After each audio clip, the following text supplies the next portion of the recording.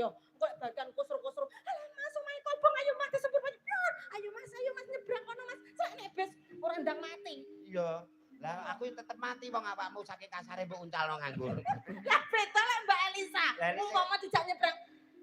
Nih kalau Kang Mas monggo nyebrang wonten bus diares modar. Malah pas yo. Iya. Ya wis aku tak karo awakmu wae. Genti kumolorno Mbak Lucy senembang. Nah iya. Musuh. Ayo wong ayu. Musuh menggat bulan. Pangku. Iya, pangku jo. Nun sewu, Pak. Apa? Modele bojone kaya pule sing teng mriku e. Di pangku men ketok mesra.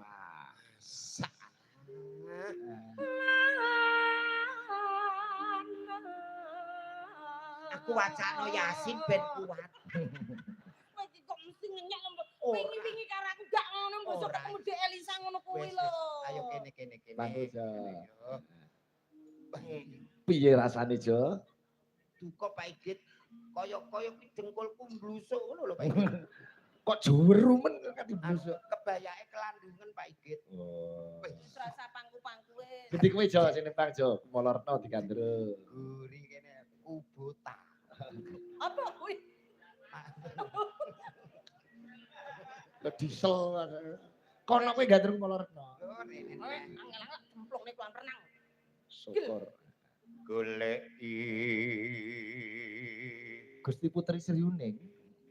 Gusti Putri Sriuning. Inggih. Kula kang abdi Gusti Putri. Oh, Kang Abdi, kene Nggih. nyedak kene. Nggih monggo mriki. Lenggah mriki mboten napa-napa Gusti. Nggih, Abdi, kowe saka ngendi Abdi? Nggih saking resik suket. Oh, resik. Nyun ngapunten pundake enten kotoran. Iya kok yo ngerti jenenge wong Lambi- rasa perhatian yo Oh, kaya ora, ngono kuwi ya. ora. Senadyan Abdi ning kowe iki jen ngerti banget nek aku ki yo Ora sak minggu-minggu dadamu ki. Lambemu ana solare. Iya ngobong kowe kuwi. Gusti Kok Putri sia-sia kan? rek manipun rambutipun menika aduh wonten bledukipun manena. Iki rambutmu ana tikuse aduh. Iki nek rada gatel iki rada. Oh, niki wonten. Oh, hai. Aku yang gatel. Iya. Sik tak kukure. Ya iki lho gatel. Lho iki lho gatel. Mbok sing romantis kok Yo kesigit ngene to padha aja ngantek kalah. Yo ngene. Kowe ngopo wong kono keluarga rapat yo bahagia. Wis ben jenenge wong cemburu yo ngene. Abdi, sesuk awak dhewe mlaku-mlaku adoh ya. Yo. Alamun to kula kasembadan palakrama kalian panjenengan Gusti Putri. Wah, badhe bulan madu wonten Iya. Magelang. Iya, ning Magelang kena, ning luar negeri ya kena, kok tak tumpake pesawat. Heeh. Ayo bulan madu aku tumpakne apa? Santai gratisan ning selulup ning kono kuwi wae. Nggon kolame Pak Hanafi. Ya paling gak ditumpakne apa wong kono numpak pesawat. Aku awake numpak beduso. Ora sudi. Nggo ning Jangan dhewe. ning Itali makan spaghetti kita. Iya, Abdi tak tukokke spaghetti, tak tukokke pizza, apa sembarang kalir apa sing mbok pengen ke tak tukokke kabeh ya. Matur nuwun Abdi. Gusti Putri. Pizza lho pizza. Spaghetti itu kono kuwi. Awake dhewe yo mangan pizza, yo mangan spaghetti. Lho kok kowe duwe duit? Ha ngenteni sisamu.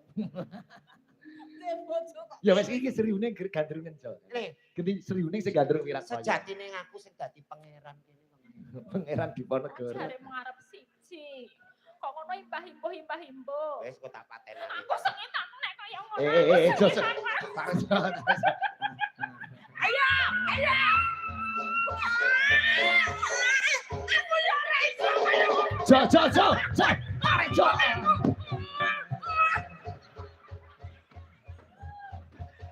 Modar kowe jujung, Mbak. Rasane jujung Mbak Lucy piye? Piye? Junjung Mbak Lisa, nyeng, Pena. enak. Jujung Mbak Lucy. Junjung iki waluh. Piye? Kaya bego sing pas sing petelane lho, Pak. Ret abote. Bobotmu kuwi pira to jane? Bobotmu pira? Jajal kene Elisa wis ketok moto 42 awakmu pira? Kowe iki ya salah ndelok. Aku bobotku ya 45 kacek rada lho Elisa. 45. Kuwi kabeh taikune tok. 45 ki ngisore kene lho. Oh. 70 kene. Wih,